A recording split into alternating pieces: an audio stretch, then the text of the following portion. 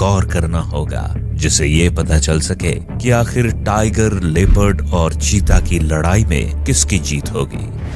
Attacking style of leopard, चीता and tiger.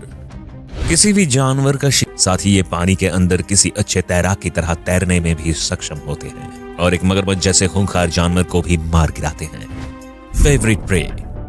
वैसे तो जंगल में ऐसे कम ही जानवर बचे हैं जिनका इन तीनों ने कभी शिकार ना किया हो, क्योंकि ये जंगल में मौजूद वो शैतान हैं जो हर जानवर पर अपना हाथ आजमाते रहते हैं। लेकिन फिर भी अगर हम इनके फेवरेट शिकार की बात करें तो आमतौर पर चीता एक डियर, गैजल, ऑस्ट्रिच, वार्थॉग और एंटीलोप जैसे जानवर को अपना शिकार बनाता रहता है। वहीं लेपर्ड भी बड़ी ही आसानी से किसी बबून, डियर, गैजल, डॉग, वार्थॉग और कभी कभी शेर के छोटे बच्चे को भी मार डालता है। लेकिन इन सबसे अलग बाघ एक ऐसा शिकारी है जो एक छोटे मोटे जानवरों से लेकर एक हाथी और गेंडे जैसे बड़े जानवरों को भी मार गिराता है।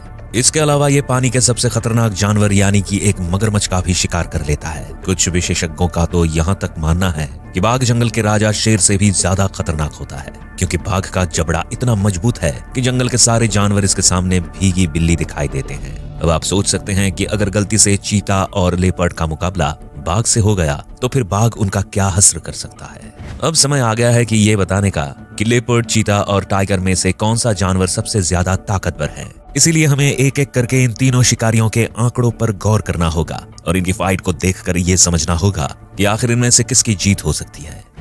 फाइट बिटवीन लेपर्ड एंड चीता। अब तक तो आप ये जान ही चुके होंगे कि लेपर्ड का शरीर चीता के मुकाबले दिखने में थोड़ा बड़ा होता है और इसके पंजे भी चीता से कहीं ज्यादा मजबूत होते हैं, जिसके कारण ये आसानी से किसी चीता को तो मारता ही है, साथ ही कई बार उसे लेकर पेड़ों के ऊपर भी चला जाता है।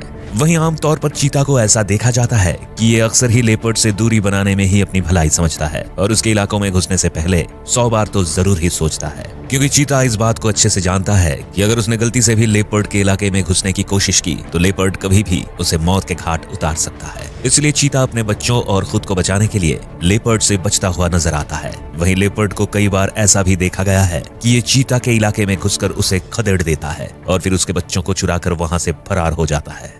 Fight between tiger and leopard.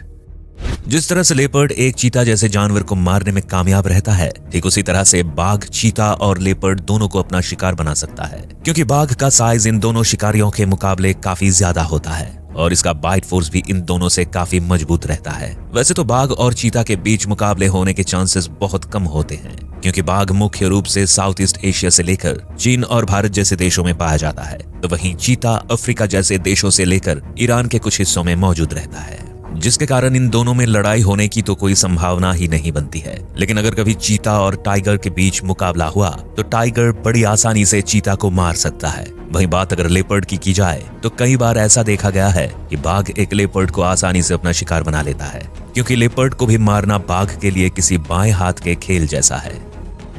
वैसे आपको क्या लगता है कि जब चीता, लेपर्ड और टाइगर जब आपस में भिड़ेंगे तो आखिर इनमें से किसकी जीत होगी? हमें कमेंट करके जरूर बताएं और अगर हमारी ये वीडियो पसंद आई तो इसे लाइक और शेयर जरूर करें। साथ ही ऐसी ही और भी शानदार वीडियोस को देखने के लिए आप हमारे चैनल को सब्सक्राइब कर बेल आइकॉन दबाना ना भूलें।